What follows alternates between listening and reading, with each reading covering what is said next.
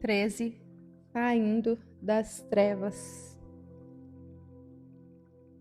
Pensei nas inúmeras vezes em meu passado, mesmo depois de me converter a Cristo, que supliquei a Deus que fizesse o que eu queria, sem me dar ao trabalho de saber o que Ele queria que eu fizesse.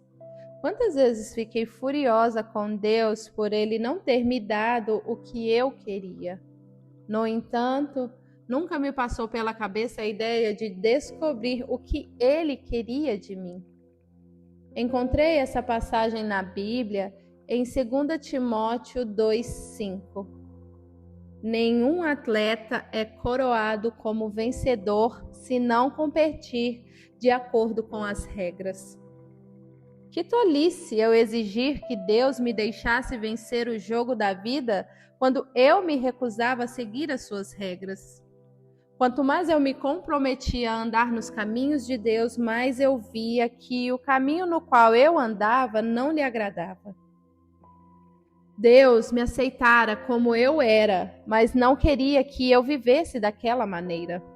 Uma a uma, Ele trouxe à tona todas as coisas dentro de mim que precisavam ser eliminadas. Certa manhã, logo cedo, li esta passagem na Bíblia em Deuteronômio 7:26. Não levem coisa alguma que sejam detestáveis para dentro de casa, senão também vocês serão separados para a destruição. Estremeci porque sabia que o dia da faxina havia chegado. Passei a procurar e destruir todas as coisas detestáveis que havia trazido para dentro de nosso lar. Vasculhei todos os cantos da casa e joguei fora tudo o que não era de Deus ou cuja natureza era questionável. Uns 60 ou 70 livros caros de capa dura sobre ocultismo e religiões orientais foram parar no lixo, junto com pinturas, esculturas, penduricalhos de parede, bandejas pintadas à mão e vários objetos antigos. Qualquer coisa que exaltasse outros deuses. Pensei por um momento em dar aquelas coisas às minhas antigas amigas que continuavam envolvidas naquelas práticas.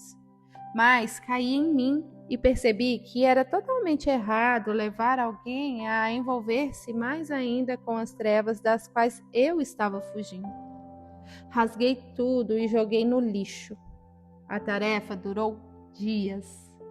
Livrei-me das coisas que traziam lembranças de meu primeiro casamento, de um antigo namorado ou de uma época infeliz em minha vida. Doei-as para pessoas que não tinham nenhum laço negativo com elas e que poderiam usá-las. Para o lixo também foram as fitas e os discos cujas letras eram mundanas, bem como os romances que exaltavam modos de vida e pensamentos contrários aos caminhos de Deus. Tudo aquilo poderia parecer uma caça às bruxas, as pessoas alheias aos meus problemas, mas não era. Era uma decisão racional de me livrar de tudo que me separava de Deus. Já havia experimentado a presença e as bênçãos de Deus para saber que queria tudo o que Ele reservara para mim. Quando terminei a faxina, senti-me leve, limpa e alegre. Uma vez que minha casa e eu havíamos nascido de novo, decidi que era hora de fazer o mesmo com o meu guarda-roupa. Joguei fora calças e malhas justas demais, vestidos decotados e acessórios sensuais inapropriados para a filha do Rei do Universo. Admirada, lembrei-me de ter usado aquelas roupas para ir à igreja e de não ter recebido olhares de condenação do pastor Jack ou de Ana, a sua esposa. Eles nunca me fizeram me sentir inferiorizada, embora eu tivesse dado motivos só pelo fato de usar aquelas roupas. Quando chegava atrasada para o culto, vestindo calça jeans justa e mini blusa, sem maquiagem e sem arrumar o cabelo, eles sempre me recebiam como se eu fosse uma palestrante convidada. Aceitavam-me como Deus me aceitava, do jeito que eu era. e o amor demonstrado por eles fora importante para a minha cura, da mesma forma que eles queriam me ver cada vez mais perto do Senhor. E da mesma forma que Deus, agiam com amor e sem condenação. Enquanto eu jogava fora todas essas coisas, entendi que precisava fazer o mesmo com alguns hábitos e relacionamentos. Parei de ver programas de televisão que exaltavam atividades mundanas e passei a selecionar os filmes que pretendia ver. Encher a mente com violência, linguagem obscena, uso desrespeitoso do nome de Deus e atos sexuais de outras pessoas não faziam bem à minha alma nem agradavam ao Espírito de Deus. De acordo com a Bíblia, eu era o templo do Espírito Santo de Deus. Então, como poderia apreciar a plenitude de sua presença se havia tantas coisas contrárias a ele e aos seus caminhos, abarrotando minha mente? Senti-me mais realizada e feliz ao me separar daquelas coisas. A luz espiritual brilhou com mais intensidade em minha vida. Aos poucos, percebi que alguns de meus amigos não cristãos exerciam influência negativa sobre mim. Possuíam um poder de atração que me afastava das coisas de Deus e me arrastavam para a minha vida antiga. Empreguei um método bastante simples para lidar com aquelas amizades. Precisei apenas contar a eles sobre a minha nova vida em Jesus e convidá-los a me acompanhar. Os que aceitaram o convite continuaram amigos. Os que recusaram logo desapareceram. Parte da faxina espiritual ocorreu sem que eu tivesse de fazer nada. Um dia, acordei e percebi que meu medo de facas desaparecera.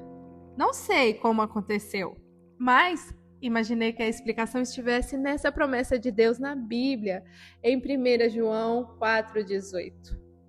O perfeito amor lança fora todo medo. Ela também diz que se alguém obedece à sua palavra, nele verdadeiramente o amor de Deus está aperfeiçoado. Em João 2,5. Há uma conexão clara entre obedecer e receber o amor de Deus. Com minha obediência, eu era capaz de receber mais do amor de Deus, e o amor de Deus, por sua vez, expulsou todos os meus medos e trouxe grande cura. Ao dar passos de obediência, comecei a ver as coisas com mais clareza. Identifiquei os espíritos do ocultismo com os quais havia me envolvido, com os mesmos espíritos que influenciaram os assassinos de Sharon Tate. Senti-me envolvida com o mal porque estava envolvida com um reino espiritual do mal. Entendi pela primeira vez a realidade do aborto, a realidade de tirar a vida de um ser humano. Um pensamento que nunca me ocorrera se manifestou como convicção total de meu erro. Lembrei-me de minha frágil barganha com Deus antes do primeiro aborto. Por favor, Deus, se o Senhor me ajudar a vencer isso, eu serei uma boa pessoa. Que brincadeira! Eu não sabia sequer o que significava ser uma boa pessoa.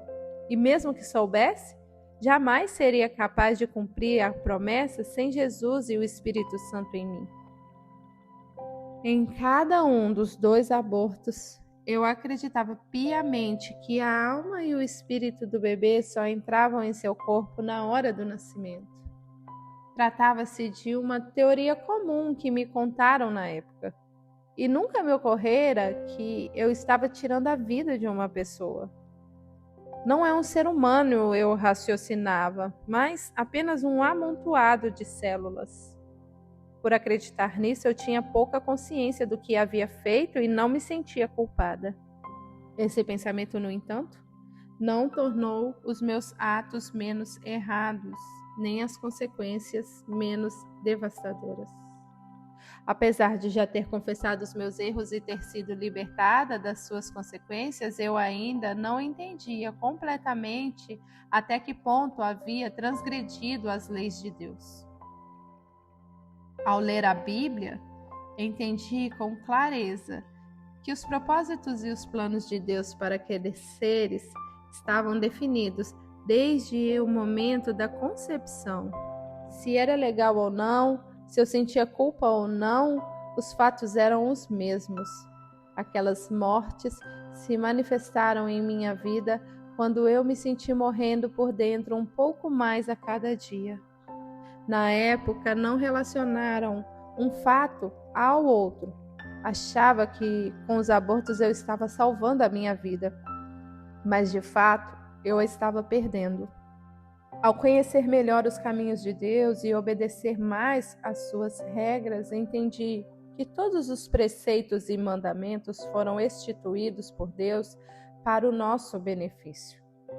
Não foram instituídos para nos tornar infelizes nem para impedir nossa diversão, mas para nos conduzir a um patamar mais elevado de realização e propósito.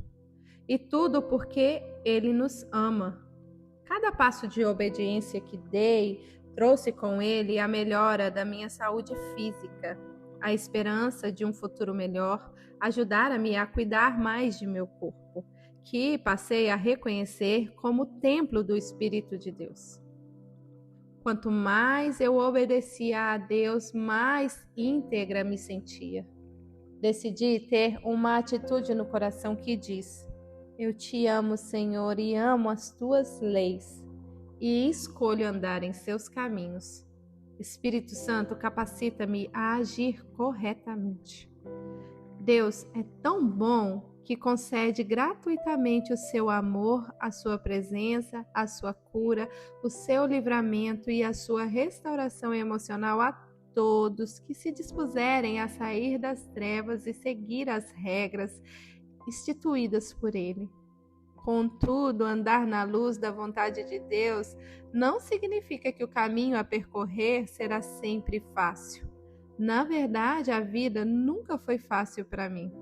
Enfrento sempre um desafio atrás do outro, mesmo depois de convertida. Mas descobri que quando atravesso esses tempos em companhia de Deus, Ele tira coisas boas disso tudo.